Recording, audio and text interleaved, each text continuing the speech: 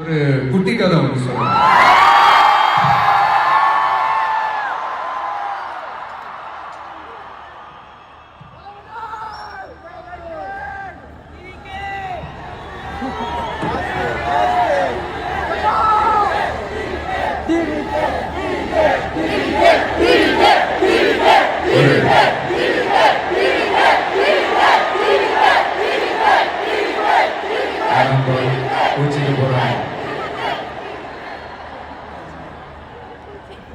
ஒரு குட்டி கதை மாதிரி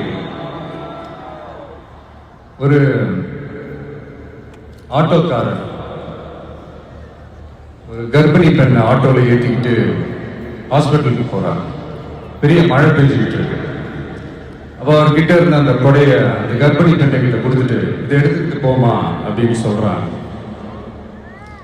அப்போ அந்த பொண்ணு சொல்றாங்க,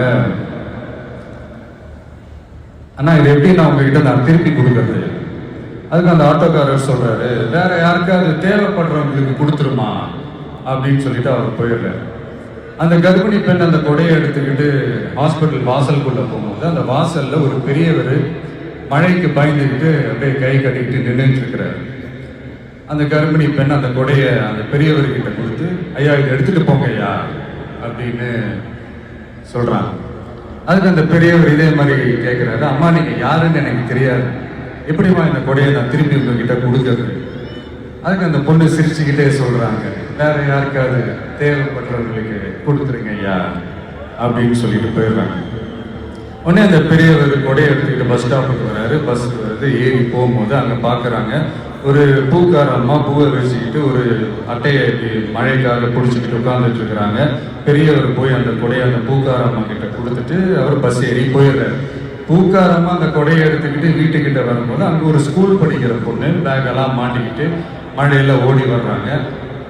அவங்க போய் அந்த ஸ்கூல் பொண்ணுக்கிட்ட கொடையை கொடுத்துட்டு மழையில நனையாதம்மா இதை எடுத்துக்கிட்டு போங்க அப்படின்னு சொல்றாங்க. அந்த பொண்ணு தேங்க்ஸ் அப்படின்னு சொல்லிட்டு வீட்டுக்கிட்ட வரும்போது அந்த பொண்ணோட அப்பா பதட்டத்தோட வாசல்ல நின்றுட்டு இருக்கிறாரு. பொண்ணு மழையில நனைஞ்சுக்கிட்டு வரணுமே அப்படின்ட்டு. அந்த அப்பா வேற யாரும் இல்லை, அந்த ஆட்டோக்காரர்.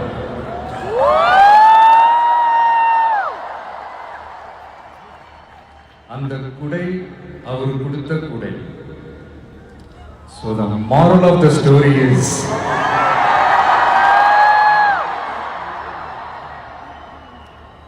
முடிஞ்ச வரைக்கும் எல்லாருக்கும் சின்ன சின்னதா ஒரு நல்லது, சின்ன சின்னதா ஒரு ஹெல்ப் அது செஞ்சு இருந்து பாருங்க. லைஃப் ஒரு மாதிரி ஜாலியா இன்ட்ரெஸ்ட்